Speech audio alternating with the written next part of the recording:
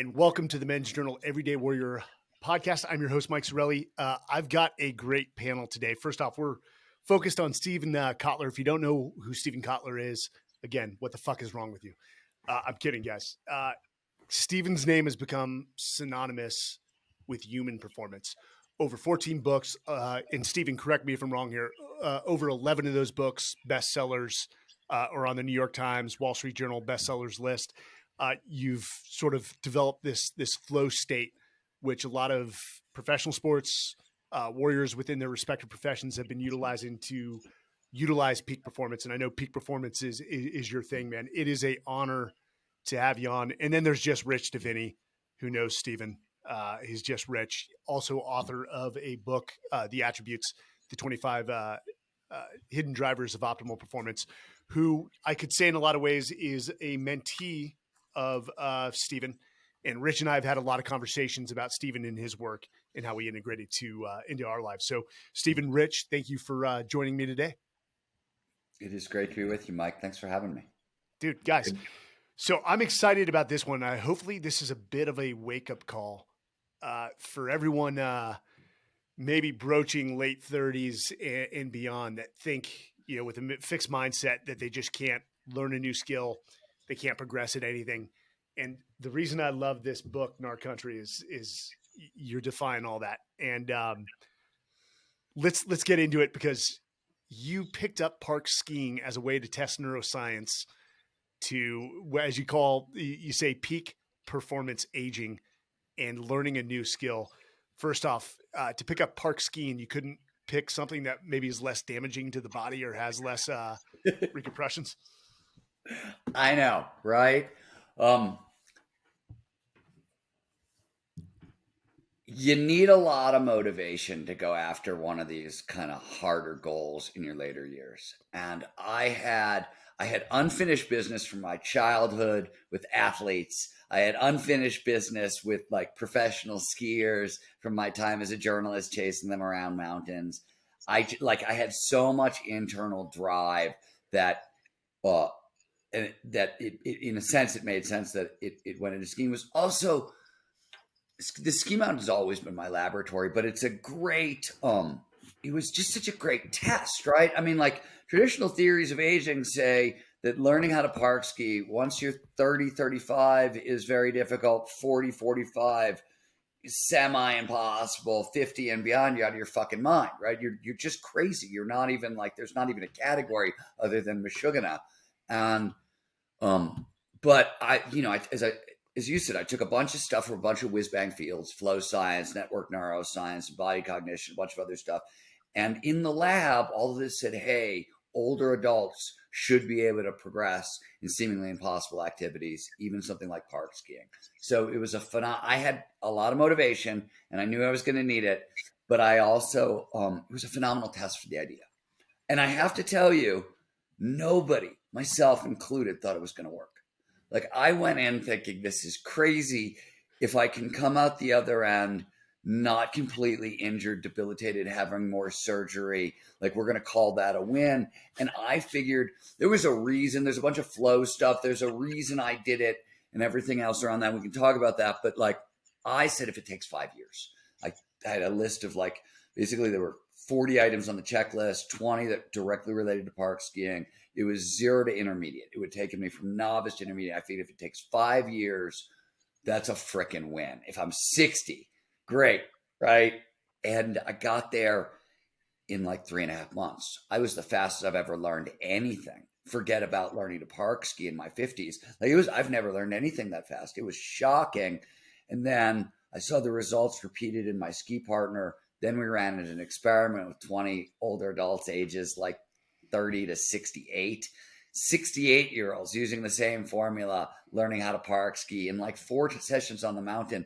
So the results started to speak for themselves, which was the other thing. I think by the time I realized, well, I will say the first time we had a group of like 20 older adults in a terrain park, there was a moment where I turned to my ski partner. I was like, Ryan, it was one thing when it was our crazy idea. We were just doing it on ourselves, but this is crazy. What are we doing? This is like, we're going to put somebody in the hospital. We're going to kill some old man. Like, what is going on? And it worked. We didn't hurt anybody. Nobody got hurt. They all learned how to park ski. It totally exploded everything they believed was possible in the second half of their life. So yeah, I'll shut up now. No, wait, no. So what was the motivation? Because was it personal? I mean, had someone said, "Hey, Steven, you got to slow down. You're not you're no spring chicken. Like you can't do those type of things." Was there a motivation with this to tell people, "Yeah, you're wrong"? I mean, the problem with origin stories in reality is there's like 11 places this book came from, right? There are 11 different avenues, but I'll tell you how it came together for me and when sort of I got punched in the face by, oh shit, I got to step it up. Mihai Csikszentmihalyi is the godfather of flow psychology. And, his work has been hugely influential in my life, in my career. He's been very kind to me over the years. And the last time we talked was right before COVID. He died during COVID. He was in his 80s. And it was 6 months before COVID started. So I think it was over in August or July. He had a stroke. And I wanted to check on him. And I had this weird question. I've been reading. They translated a bunch of interviews out of it he had done in Italian into English. And I read them. And he's name dropping hardcore Yosemite rock climbers from the 60s that only somebody would know if they were really in that world. And I knew he lives in Montana. He hikes. I knew he had worked on rock climbing, did a bit of rock climbing, mountaineering. But he's name dropping people. And I'm like, wait a minute.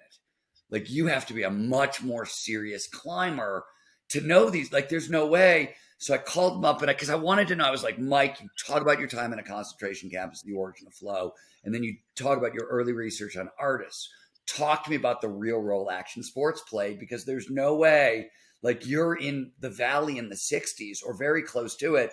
Let's talk about this. And there's this huge pause on the phone. A minute goes by, 2 minutes go by, and I think I've offended him. I don't know what I've done, but I think, oh my God, I've just pissed off the godfather of psychology, because he's not answering and about to freak out. And suddenly he says, well, Steven, you got to be careful. And now I think, oh shit, Mike's lost the plot. He had a stroke, damage, just he doesn't, that's what's going on. Oh crap.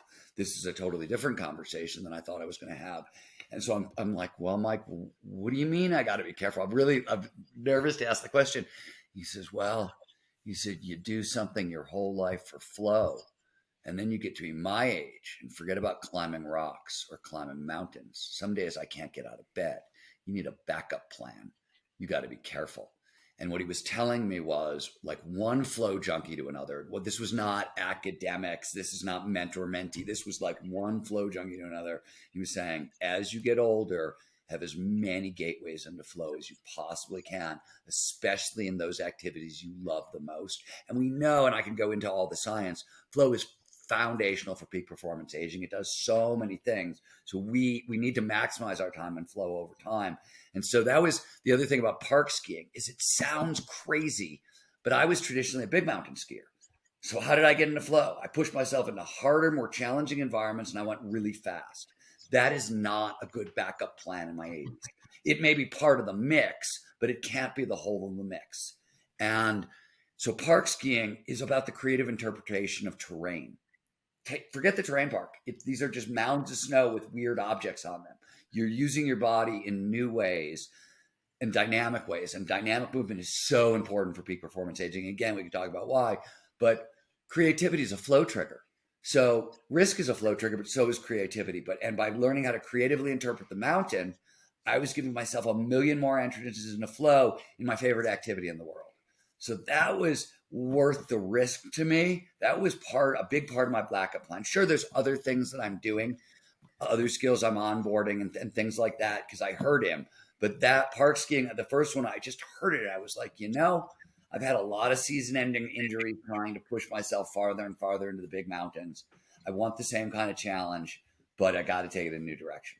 That's the best of the origin stories. There's a million other ones. I'm happy to tell them all to you, but that's the central one. No, that's great. I know it's different for everyone. I think really the realization that I hate to use the words I was getting old is I recently had a hip replacement 2 years ago.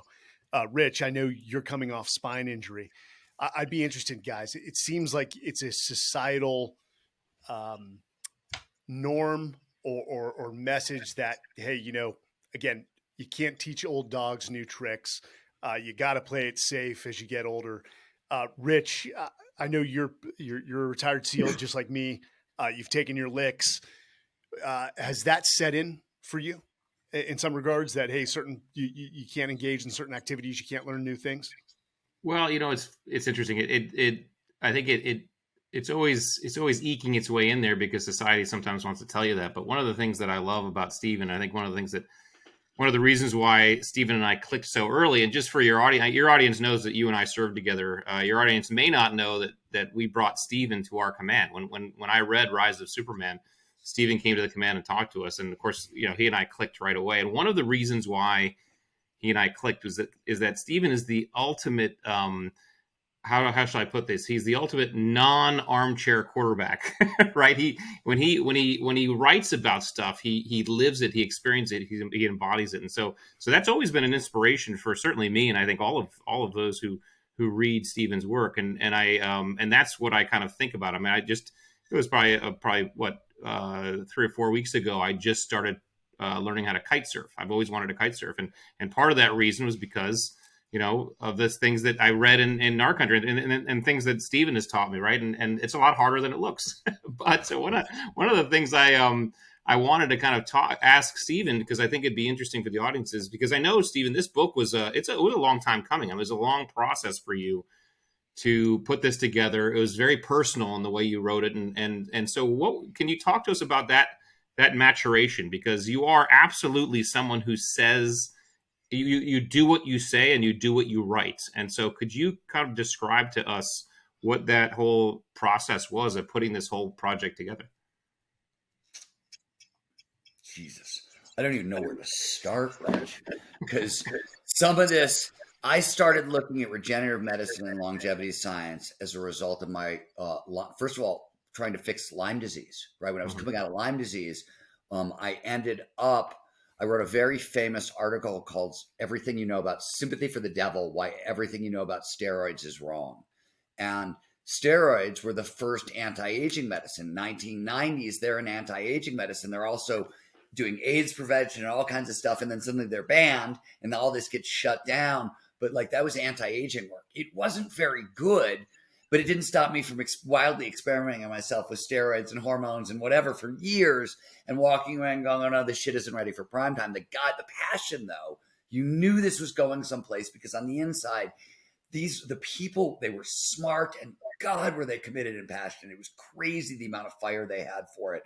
So you knew it was going someplace. So I started writing, being friends with Peter Diamandis, that gets fed because he's right in the middle of longevity. So all of that. So that happens. There's a 20-year trajectory there. My wife and I we run a dog sanctuary, right? We do hospice care and special needs care for old dogs. And we developed a healing protocol, and our dogs are like the worst of the worst, right? You're a one-eyed, three-legged Chihuahua with abusive past, cancer, heart disease, flatulence. You're our guy. We love you, right? Come live out your days with us. And so we had done all this work, and we could add 3 to 5 years to a dog's life that was supposed to be dead within a couple of months. And it was wild. And we were doing mostly low-tech interventions, like lifestyle interventions, just like the canine version of lifestyle interventions. And I started realizing that what we were doing with dogs mapped onto what people were doing in blue zones, these longest lived communities on earth. And so there's a whole lifestyle. How does lifestyle and the choices we make in our lifestyle impact longevity and health? There's all that. Then there's flow science. What people don't know, if they know anything about flow, or Mihai Csikszentmihalyi, they know his work on flow. Maybe they know his work on creativity. He spends almost his entire career on adult development because flow is the driver of adult development, or one of the main drivers. So how flow helps us grow up and thrive in our later years. This is, again, 20 years worth of stuff that I'm looking at. I'll tell one other just weird story because it's where other things came together. So let's peak performance aging fact. old idea about aging, the traditional view. I call it the long, slow rot theory. This is our mental and our physical skills decline over time. There's nothing we can do to stop the slide, AKA you're fucked, right? Like that's the story. And most people believe that story on some level or another. There's parts of it that they're holding on to, they think is true. Maybe not the whole, got parts of it.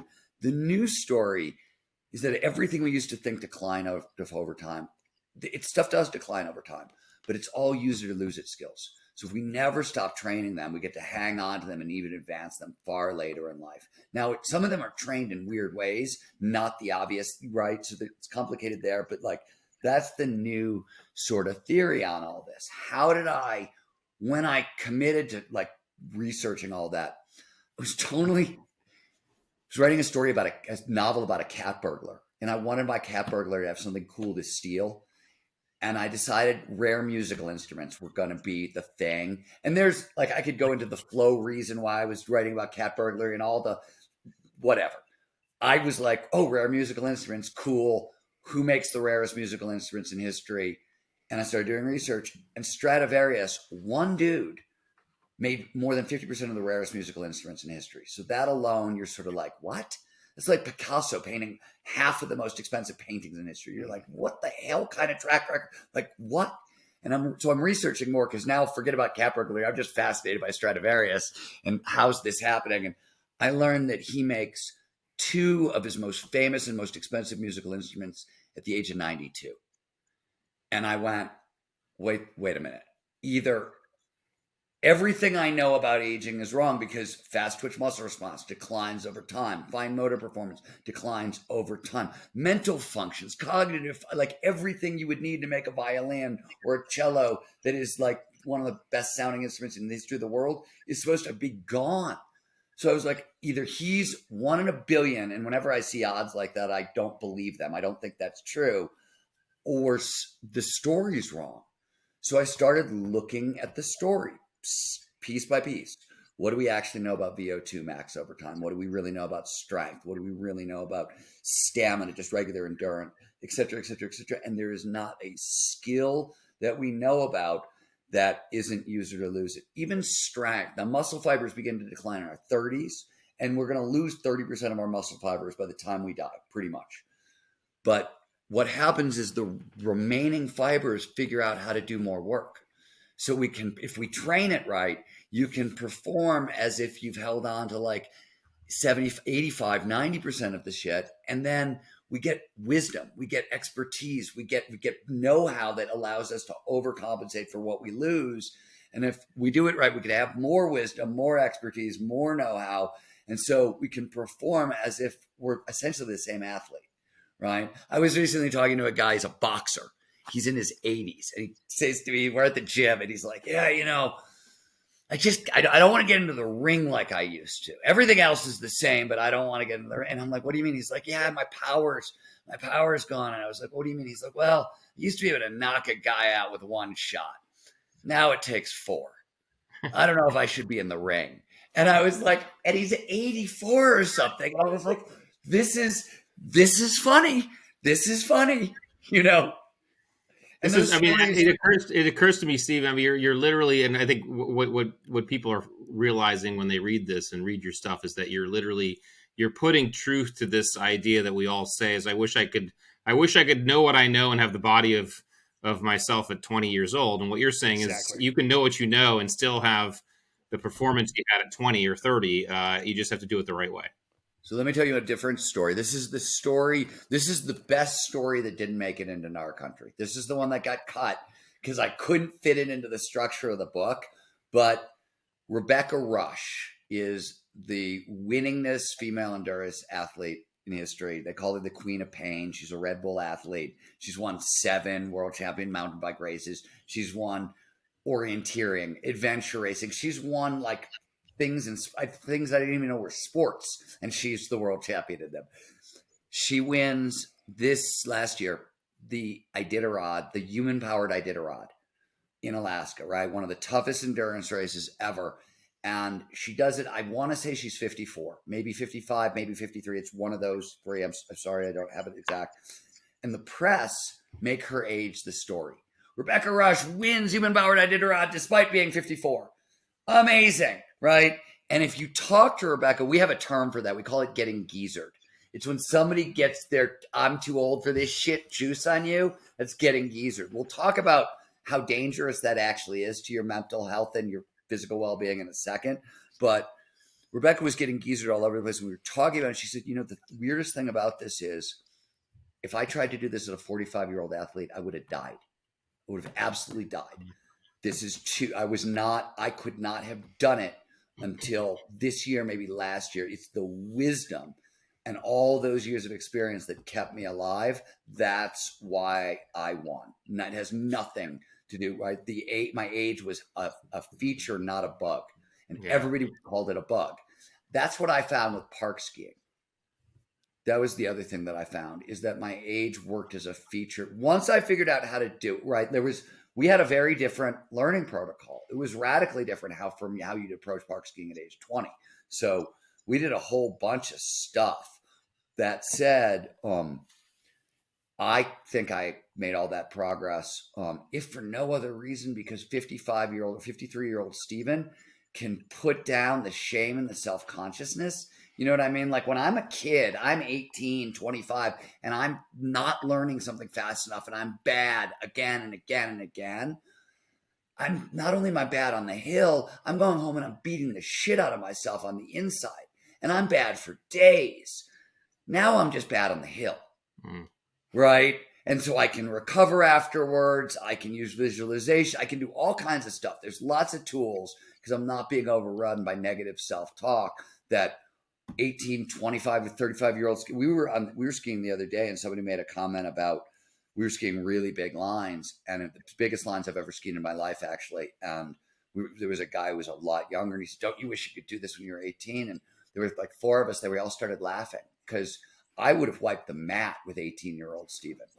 He wouldn't have a chance against me at 55. And everybody in the group, and this was from like 35 up to 55, everybody felt the same. So wisdom really, really, really matters in performance. Expertise really, really matters in performance. And if we train properly, you can hang on to so much more. And as Rich and I were talking, the other stuff is the other side of it, the medical side of it. If it goes wrong, it's getting so good. Regenerative medicine has gone from totally a joke in like 2000 with steroids that could sort of work and sort of didn't, and they didn't do what anybody thought they were going to do, and blah, blah, blah, to like where we are today with exosomes, placental matrix, and PRP, and all the amazing tools. So like the one thing that is still true is older athletes take longer to heal, right? Yes. And until we have that's a stem cell problem. And I will say that I think the technology to start turning that clock back is within the next 5 years, we're going to start to see the beginning of it for sure. Cause it's out of the lab. It's in different versions of it already in trials moving forward. And there's a lot of versions. So just by the sheer numbers and where we are in the timetable and other things on the clock, it seems like that's where we're going to be within 5 years. But even for right now,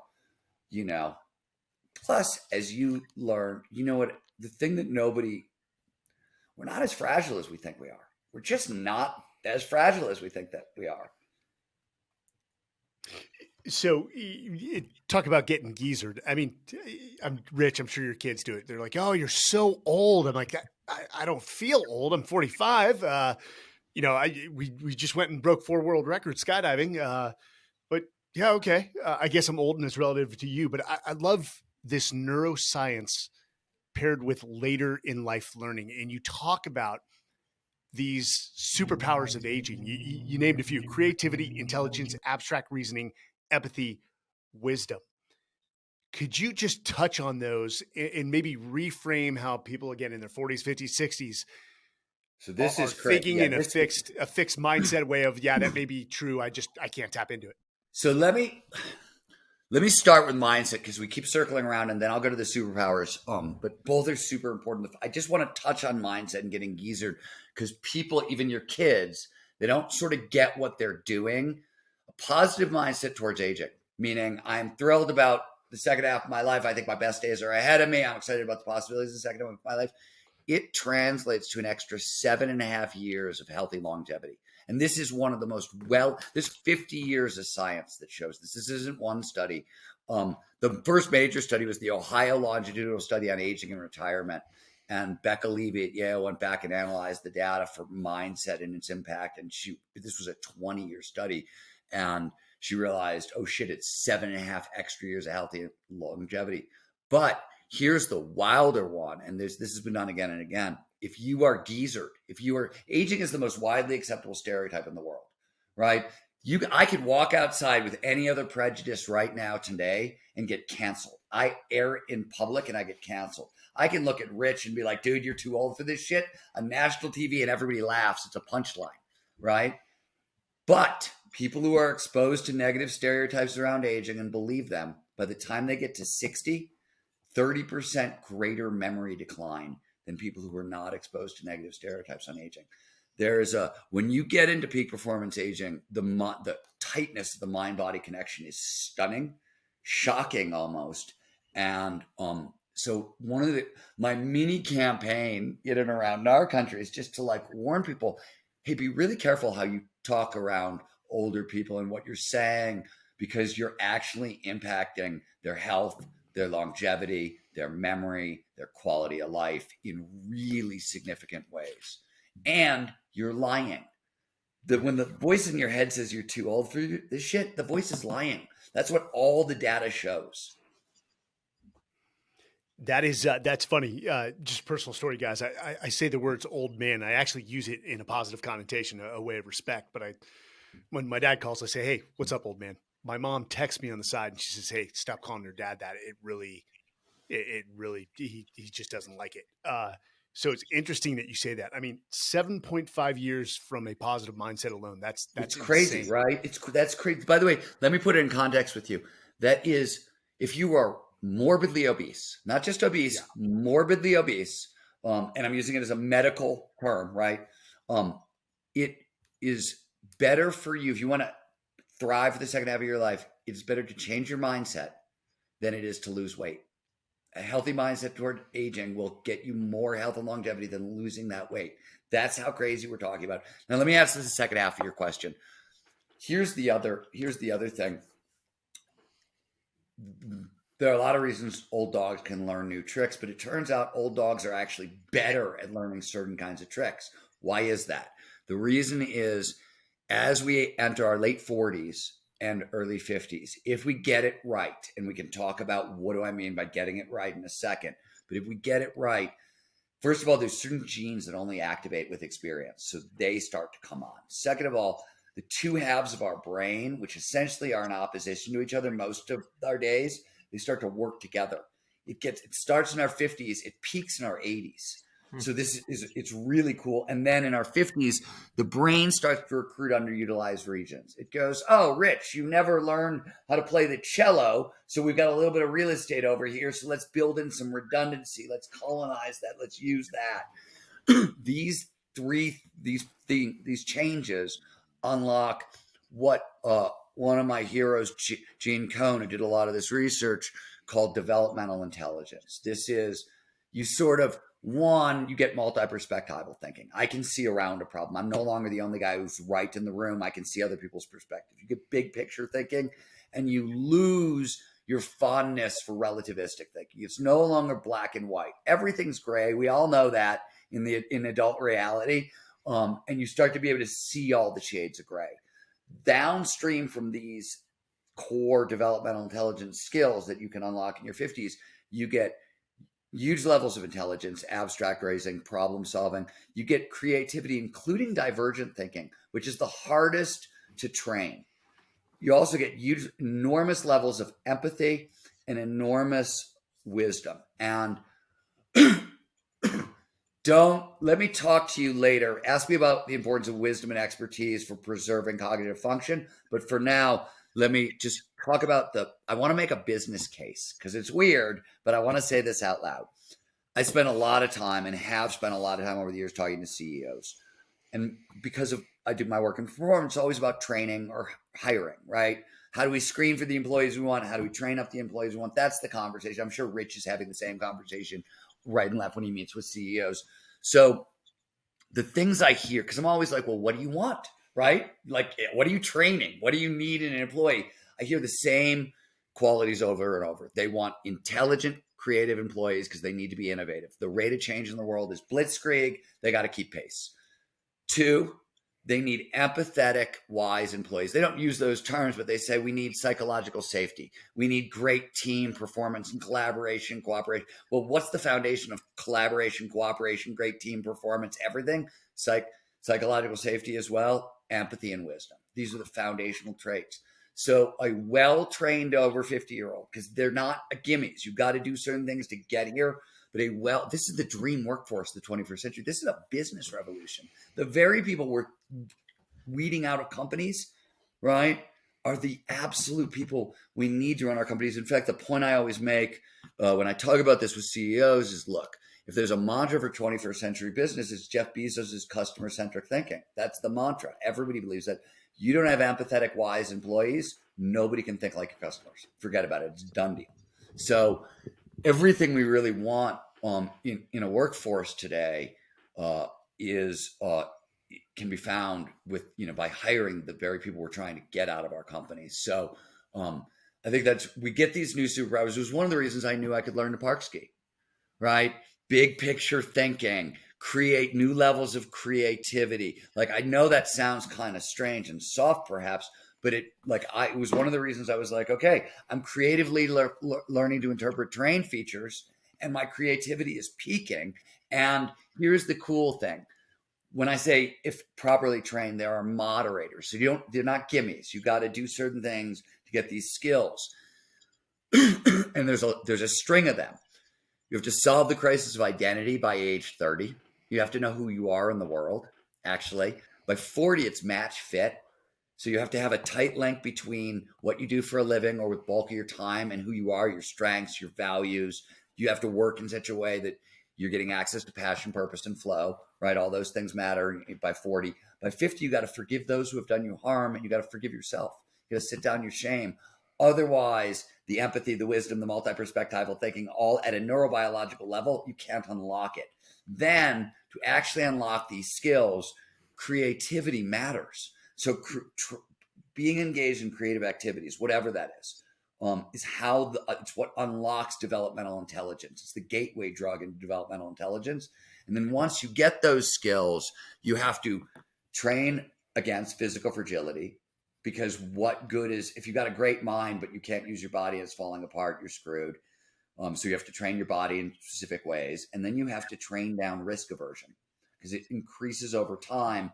And the fear that you get with risk aversion blocks learning, blocks creativity, blocks empathy, blocks wisdom.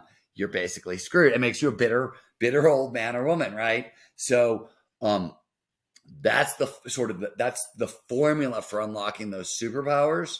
And it helps to start young, though interventions, we know this from the data, interventions at any age, even in your late 80s, 90s, it matters. You can really move the needle. Hey, Steven, quick question. In terms of the person who's listening, who's maybe in their 50s or entering in their 50s, and they're right at the beginning. They haven't done anything really extreme or sexified or whatever that is, right? And they want to start. They want a start point. And we talk about empathy. We talk about wisdom.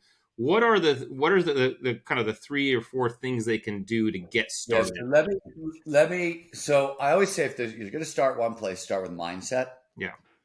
That's not the answer I'm going to give you here. We could talk about what it takes to change a mindset around aging, but I'm going to give you the answer you're looking for. But that's the place I start. Yeah. Peak performance aging in a single formula, in a single sentence. We can decode the pieces and what I'm actually talking about, but a single sentence is this. You want to rock till you drop. You got to regularly engage in challenging, creative, social activities that demand dynamic, deliberate play and take place in novel outdoor environments. That's peak performance aging in a single sentence. And notice also, before we break that down, what did I not talk about? Didn't talk about health, nutrition, right, supplements, biohacking, regenerative, all these things that people think about and you look at the biggest levers, those are all the biggest levers combined into one thing. Park skiing, by the way, was a single activity that hit all of them. That's why park skiing is so good, because there's a lot to do. If you go one at a time, let me give you an example. I said you need dynamic, deliberate play, right? Regular access to that. Dynamic is code. It means dynamic is strength, stamina, agility, balance, and flexibility in a single activity. Those are the 5 categories of physical fitness that we have to train over time. And the World Health Organization has very specific guidelines for peak performance aging. It's 150 to 300 minutes of aerobic activity, moderate to vigorous a week. It is 2 strength training days a week, minimum, and 3 balance, flexibility, and agility days a week. So if you're doing the math at home and you're serious about your training, that's a couple hours of training 5 days a week. That's a lot of freaking training, right? Now, or you find a single activity. I chose park skiing, but like you can get great results from tennis, by the way. Tennis, so much better than like jogging for a lot of these reasons. That'll hit many of them.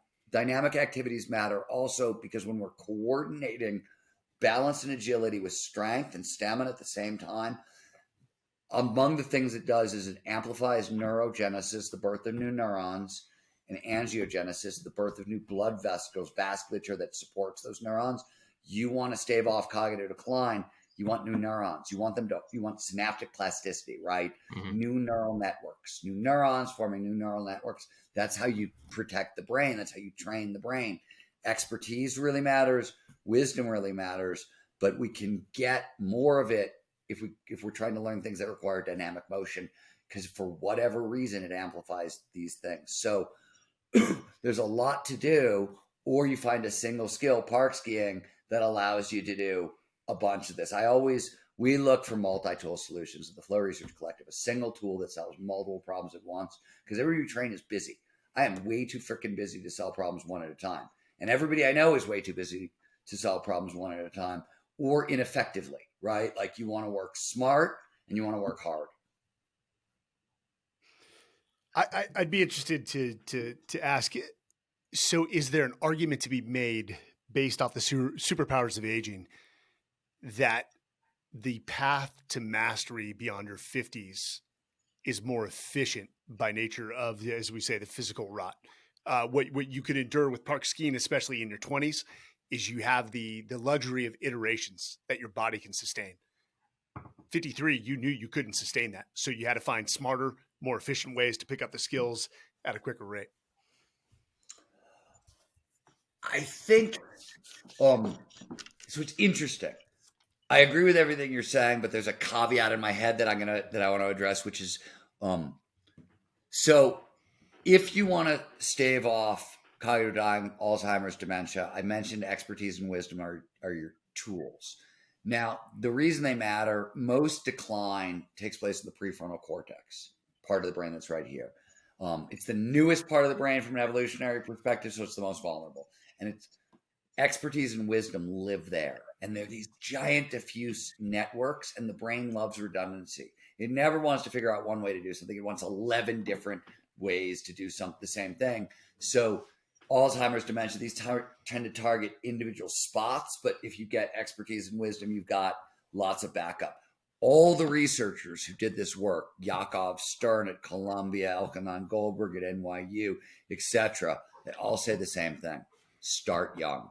Start layering in skills in your 20s as much as you can and never stop. This is why you hear lifelong learning. That formula I gave you, novel, outdoor, blah, blah, blah, all that is a formula for learning, right? This is an approach to, it's a part of an approach to learning meant to maximize learning for peak performance aging. Let's, Rich, let's talk a little about, let's ask Steven about the myths. I love these myths that you sort of address in the book. I just want to, what are probably the top 3 myths with regards to aging that people most commonly have? I know you talked about it's solely a physical process. There's nothing that can stop your physical decline. The first, I think that's the first one. We've been hinting at it a lot, that aging is just a physical process. It's not, right? Aging is as much a mental process as a physical process, and the evidence, I mean, on mindset and, on and on and on. I'll give you a flow-based one that is wild and weird. People don't realize this. So when we feel really positive emotions, and love is an example, but in flow, you get a lot of ecstasy and joy and happiness and all that stuff, but you also get a sense of control, the feeling that you can control things you can't normally control, and you get mastery, right? You learn in flow because you're using your skills to the utmost. Mastery and control are two of our favorite feelings, like that extreme happy, because that means safety, more safety and security. You got more mastery, you got more control, you're safer in the world, survival feels really good. When we are exposed to really positive emotions, they amplify the production of T cells. These are the cells that fight diseases, and natural killer cells. Natural killers target tumors and other sick cells. So these psychological benefits of time in flow that work as anti-aging medicines as well. So this is just, I could go everywhere. Like the examples are everywhere you turn, again and again. So yeah, that's definitely a myth. So one of the things I loved about the book is you talked about seeing more of the hill, and that being part of the superpower of, as you approach park skiing, you saw more of the terrain, you saw more of the hill. Can you go into that just a little bit? Yeah, Rich, this comes from our friend Andrew Huberman. So yes.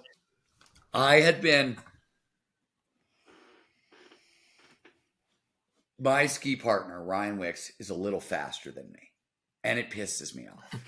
Same body type, same training level. Like, he's 20 years younger than me, but that doesn't count, of course. And he's a former professional athlete, but that doesn't count. He's just faster than me, and I'm pissed. So I'm asking him about it. Where's your speed come from? And he says to me one day, I don't know, but I think the only thing I'm doing really different consciously is I'm trying to see as far down the hill as possible. Light bulb went off my brain because Andrew Huberman had done a bunch of research on how when we look out of the corner of our eyes, peripheral vision, the brain basically goes, oh, look, all is chill. You're just checking out the scenery, right? Because fight or flight is, I'm focused on the threat right in front of me. It's really laser tight.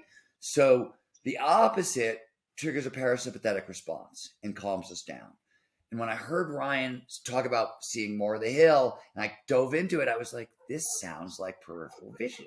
He's looking at the hill through peripheral vision. And I was like, I wonder if that's part of the secret. So I tested it. I found a ridiculously icy stretch of the mountain, the kind that pulls your focus right to your feet. And I said, okay, I'm going to go into this and I am going to try to see. And it was a curved half pipe. And if you could see the whole thing, you could successfully ride the outsides. But if you focus, you just end up riding the center. And I was like, and it was sheet ice. And so I knew, like, either it was going to work and slow things down for me and I was going to be able to maneuver in this environment, or I was going to crash. And that would be one way or another, I was going to get my answer. And so I just tested it and it worked ridiculously well. And so, peak performance in general, as both you know really well, you got to learn to manage your nervous system, right? So on a daily basis, that means gratitude lists, that means mindfulness, that means regular access to exercise to keep fear levels low and stress levels low and, little focus. You also need tools in the moment when things are redlined, right? And it's I'm not in a crisis situation. I'm not pulling out my gratitude list. It's not the tool I'm reaching for. The first tool I'm going to reach for is my breath.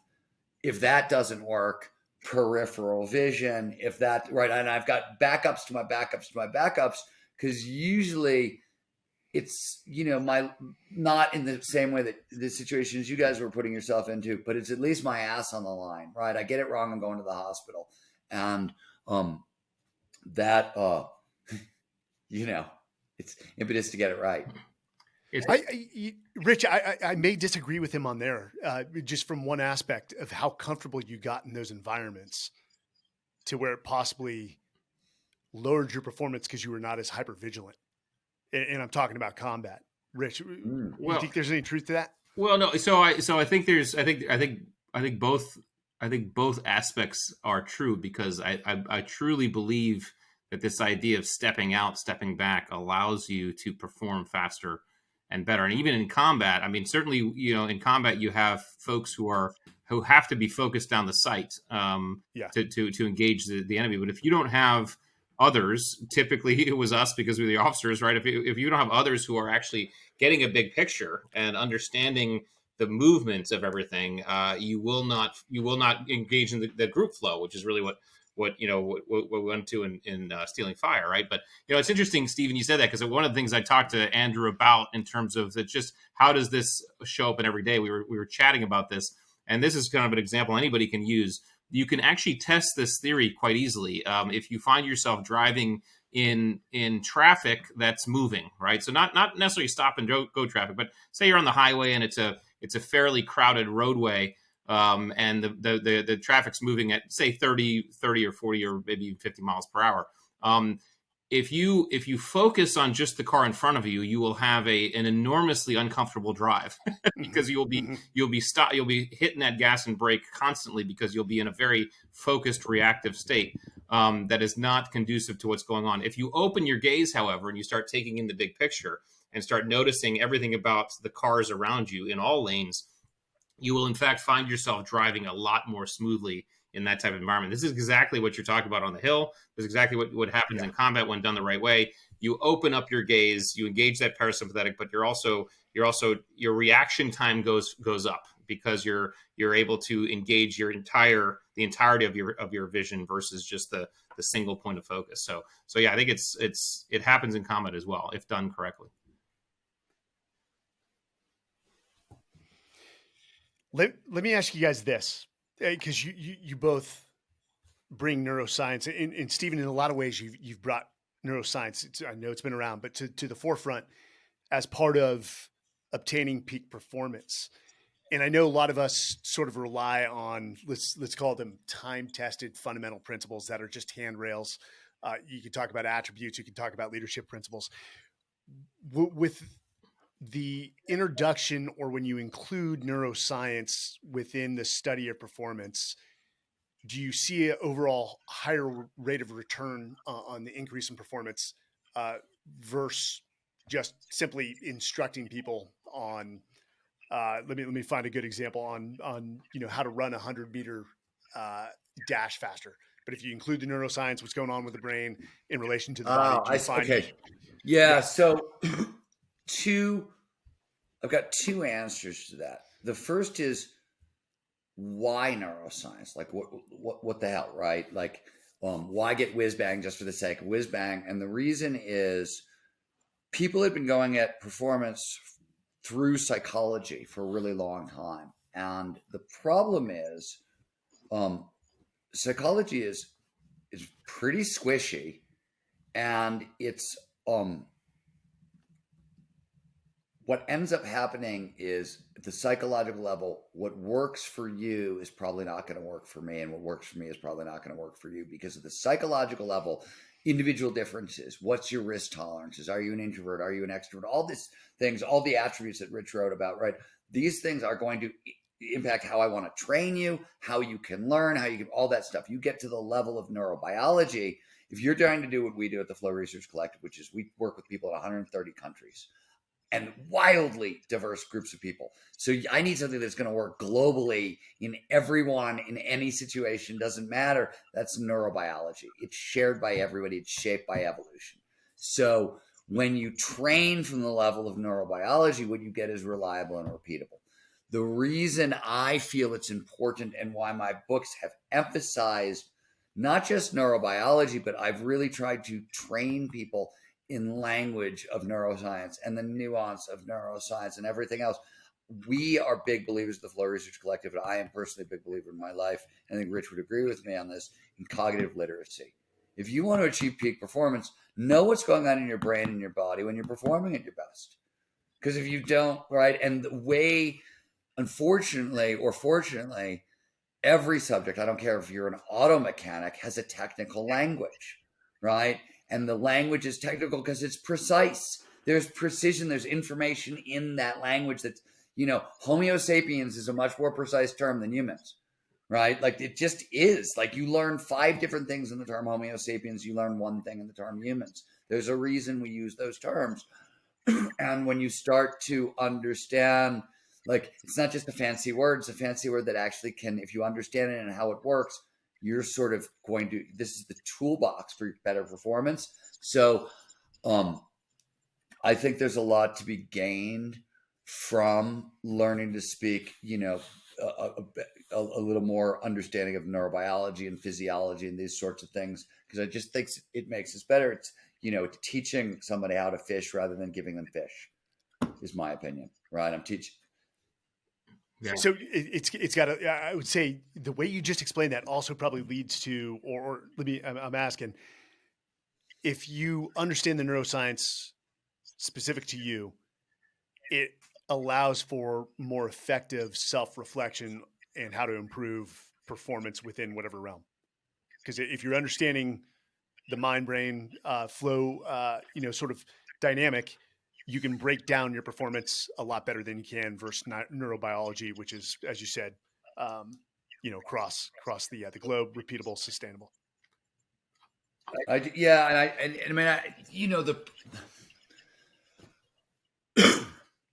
Here, if there's any proof anywhere, so if you go into Chicks at Me High, Godfather Flow, teamed up with a really remarkable researcher, Susan Jackson. They wrote a book called Flow in Sports about, if this is in the 90s, right, where they're trying to like take the psychology of flow and train up performance and get something reliable and repeatable and whatever. And like, they were great in the book because they're totally honest, because sometimes it works and most of the time it's a disaster. They can't get any kinds of results, or it's not stable, it's not fixable. We measure everything in the collective. We tens of thousands of people every month. We see a 70 to 80% increase in flow using the exact same scale that Susan and Mihai developed together, right? We're using their same measurement tools, and we're getting a reliable 70 to 80% increase in flow consistently in people. Why? Because we're training from the neurobiology, right? And it's hard to train from the psychology. Things don't make, I could run through the long list of flow triggers, right?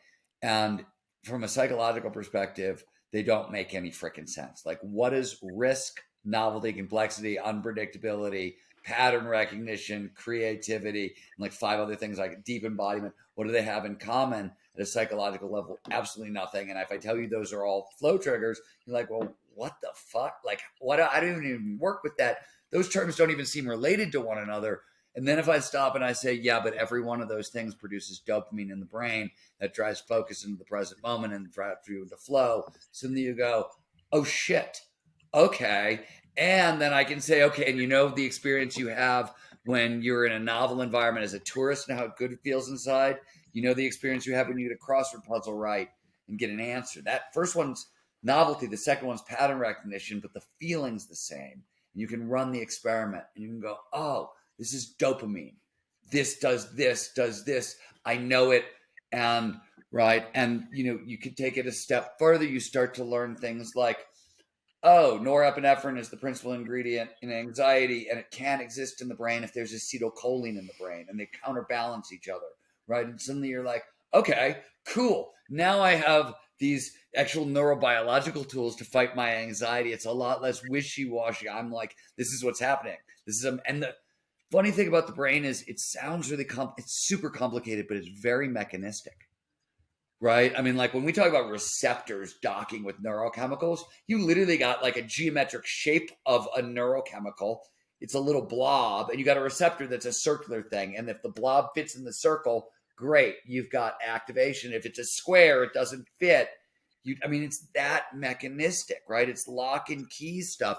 So it's not, people love to make things harder than they seem it's endlessly complicated, but there's no, like, everybody can understand it, right? The terminology is endlessly complicated. Yeah. The rabbit hole goes as deep as you want to go, but like at a practical, I just want to be dangerous level. No, you can get there pretty damn fast, and you're much more effective, I think. Rich, do you? Well, yeah, I want to harken back to something you and I talked about one of the first times. In fact, it was probably the first time we actually met, and we were having a beer. We were waiting for you to go to the airport and catch your plane. We were having a beer, and we were talking about this. And one of the things you told me, which really had impact on me, was this idea that, our feelings, all the stuff we feel and kind of intuit or whatever, come from our limbic brain, right? And our logical thinking comes from our frontal lobe, and our languaging comes from our frontal lobe. And I think one of the things I remember you telling, I'm going to misquote it here, but I'll just paraphrase here, was that when you wrap neuroscience, when you start explaining this stuff with neuroscience, you're literally allowing for these things that you couldn't explain to put language and explanation into. So you're actually giving access now to your frontal lobe, which is where you can start wrapping skills and logic and other things around it. So by putting these neuroscientific explanations and wrapping these stuff in, you're taking these, quote, feelings. I wonder why I feel this. I wonder how I can do this. And you're saying, okay, this is why. And you're opening the gate to your frontal lobe, to your logical mind, to your skill acquisition, and really just allowing those floodgates to open. So that's one of the ways I remember you kind of explaining it to me. And certainly I took that lesson and grateful for it. It's also like little things like intrusive thoughts when your thoughts are spiraling. That's always too much norepinephrine, right? That's always too much norepinephrine.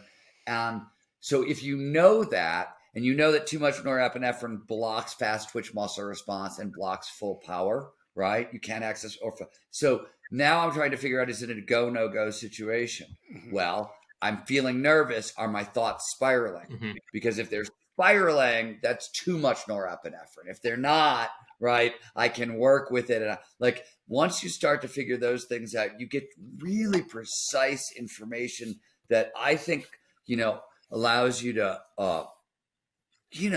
thrive in otherwise terrifying situations, which is always the most fun. Yeah. Right. Yeah. That's when everybody else is running away and this is how you play.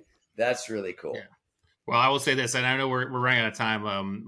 So I'll make one last comment, and then hand it over to Mike. But my last comment is this: Steven is someone who is a mentor. He has been a mentor for me for years. So I've always enjoyed and appreciated his friendship. But go get this book, Narcountry, because it will change your life. And it doesn't matter if you're 50. I'll be 50 this year. This would have helped me even when I was 30. So no matter where you are, get this, because much like all of Steven's work, it is just absolutely remarkable. I just want to express my gratitude and thanks, Steven, for all of the stuff you continually put out in the world, because it's just awesome. It really is. Thank you, Rich. That's very, very kind of you. I would actually make an argument that if you're in your late teens, 20s, 30s, you should be picking this book up to get ahead of the power curve in a lot of ways. Don't even let age. I got to echo that. Only peak performance aging starts young. It's wild. There's psychological stuff. I'll give you one example. So one of the most famous studies on aging is the Sisters of Notre Dame. It's this basically national association of nuns, right? They've all agreed to yearly cognitive tests, and they all donate their brains to science afterwards. And there were a lot of commonalities among the sisterhood. And one of the things that when they were studying them, they wanted to know what are the factors that lead to thriving in our later years and what leads to cognitive decline, right? And that sort of thing. And everybody who joined the sisterhood, and the average age was like 22, they had to write an autobiographical essay. Just 5 paragraphs about this is where I came from, this is what I'm looking forward to. So 50 years later, they went back and they analyzed these initial essays for linguistic complexity and attitude. And they found that optimism and linguistic density at age 22 was a predictor of mental health and longevity. 60 years later, the people who were optimistic in their 20s and had already signs of like lifelong learning expertise, linguistic density, lived on average 10 years longer than the nuns who didn't. And this is levels of optimism at 20 impacting longevity 60, 70, 80. It's crazy how tight the connection is and how long it lasts. I got to say, that's not surprising. I mean, that is an awesome study, but not surprising in the slightest. I've got to say this. So, Rich and I come from a community where we put a precedence on creating leaders, usually through coaching and mentoring. And you guys are a living example of Rich has called you one of his mentors, which has led to him, creating a career outside of the SEAL teams within human performance. And it almost leads to an unbroken chain of excellence. Rich, I don't know if I told you this. General McChrystal, and Stephen, I don't know if you're familiar with General McChrystal, wrote the book Team of Teams. He was the JSOC commander. Gave a book called Once an Eagle to Chris Fussell, who's a colleague of Rich and I. He was one of my commanding officers, who then gave that to me. And it's very similar in my eyes to that story. The impact you've had on each other's lives, and now the fact that you guys are impacting millions through your work. I just want to say that that's not lost on me, and hopefully it's not lost on the listeners. So, Stephen, we end this in a certain way. Rich has already been in the hot seat. We usually ask, and I'm going to make a deviation here, Rich, for Stephen, and you answer which question you want. We usually ask all our guests, and we've had the Bernie Marcuses, Sammy Hagar was great. What are as if you were passing to me as a mentor, what are your 3 keys to success in life? But if you want to take that towards human performance and say, of all these books, of all the research I've done, here are the top 3 to 5 things I've identified about human performance. Sir, the floor is yours.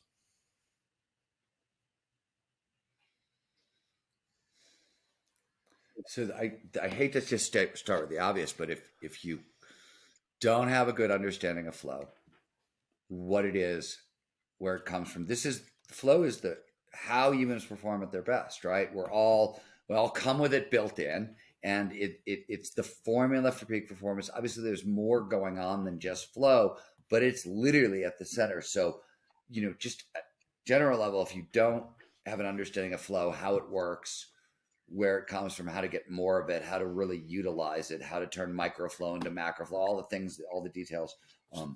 I don't think there's any place you can go. So an understanding of flow, I think, really matters. The second one is actually in our country, and it's always keep your word, especially to yourself. So if I put something on a goal list, it's a promise to myself. If I say it out loud and call it a goal, it's a promise to myself. And I will die before I break that promise. And the reason is this. If you get in the habit of not completing your goals, breaking your word to yourself, you're a homeostatic organism. Your brain and body wants to save energy at every level. So that if I start not keeping if there's things that go on my to-do list and I don't do them every day, my brain, as soon as something goes on the list, it starts looking for excuses, ways out. If you never break your word to yourself, brain does the exact opposite. Oh, they're going to have to do this fucking thing. So how do we do it? And it starts puzzle solving and problem solving. So I don't say it out loud unless I'm going to do it. I don't call it a goal unless I'm going to do it. And I try to keep my goals to myself also until they're accomplished. There's a lot of evidence that there's a lot of people who think talking about their goals out loud is the best way to achieve them. And it's actually demotivating. It works the other way. So that one I think that's the second one. And then the third one is peak performance is a checklist. It's a certain number of things you do every day, right? That what matters is that you do them every day. What matters is just the consistency. So I think like understanding what flow is, right, is where you want to start and how to use it. Always keeping your word to yourself would be my second one. And then what the fuck did I say? What was my third one? Peak performance is a checklist. Consistency. Oh, and peak performance is a checklist. And it's just the repetition, right? All this stuff works like compound interest. And the really cool stuff, I mean, you'll get benefits like if you can train peak performance, you can work with Rich, you can work with me, you can work with any, you're going to get benefits in 2 weeks, in a month, like whatever. But the really cool stuff, the magic, that's like a year, 2, 3 years. You know what I mean? That's when it starts to really show up. And, you have to sort of know that's coming, but what matters is a checklist. That's what you're doing today. That's what you're doing tomorrow. That's what you're doing the day after, and it's nothing fancier. It's just so I don't know. I don't know if those are the big 3, but those are what we got today. I would say those 3 are pretty big. Sammy Hagar. Sammy Hagar was, I can remember one that is stuck with me, and interesting because I never really got into Eddie Van Halen and the relationship there, but he said, don't ever fuck anyone. There's no reason to. And basically he was saying is, as you just said, keep your word to yourself, keep your word. And if you can't, then come very clean, very forward with the people in your lives and say, hey, I'm following through on this one for this reason. But he said, do your best never to fuck anyone else. And that one stuck with me. But I'll tell you what, you talk about in our country, that guy looks good for his age. And he is still, as you said, rock until you drop. The fact that he's performing, great individual. And I was actually shocked by his mindset. Actually, I shouldn't be, but great life story as well. Steven, we asked one more question, and I call this the legacy of leadership. Rich calls it the irony, but we do talk about legacy quite a bit.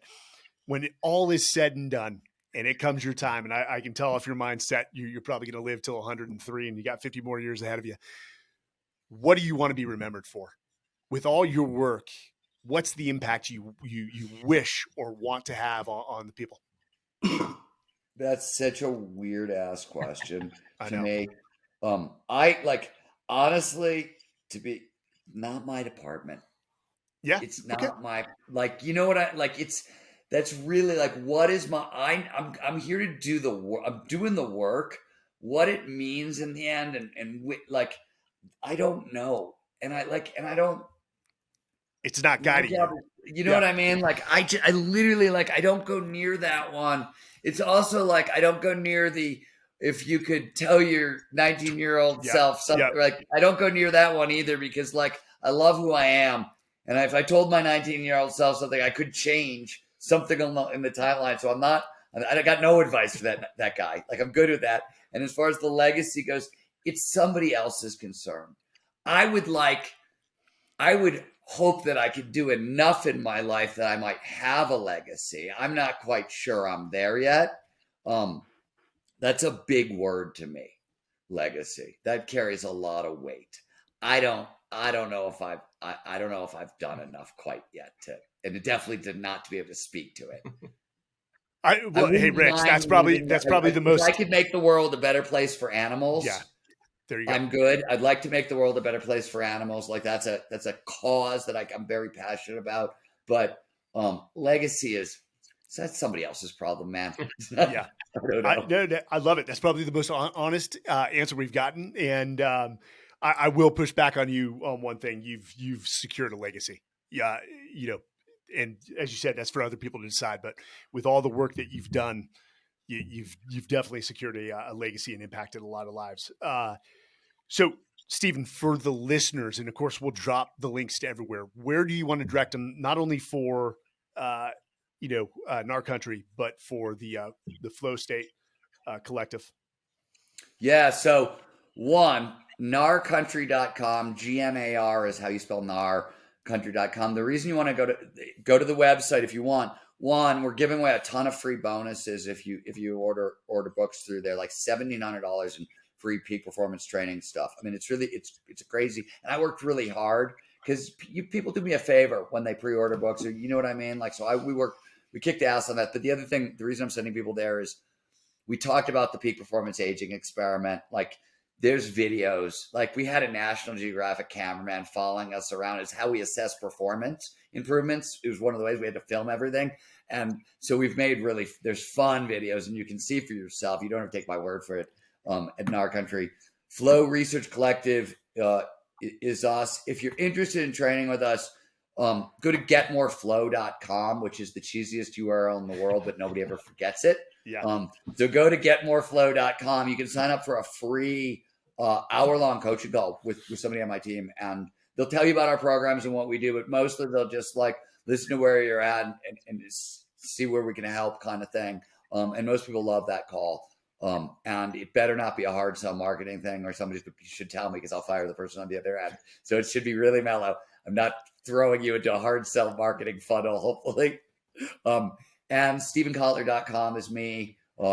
So between those three URLs, there's everything. And if you want anything that we talked about, all those sites, tons of free videos, podcasts, whatever. There's all kinds of free information if you want it. Well, Steven, I can't thank you enough. Good to finally meet you again. Rich has always talked about you I've heard more about dynamic subordination than I think from anyone, Rich. So, and Rich, thanks for joining us as well, brother. And we'll have you on again, especially the Friday live sessions. And to all the listeners, go check out the sites, pick up the book. Again, I think it's going to reframe how you view getting older, and it's going to keep you in the game. For me personally, it did. And it was a little bit of an awakening, or I should say a big awakening. All right, guys, this has been the Men's Journal Everyday Warrior podcast with Mike Sarraille. Appreciate it, and we'll see you next time.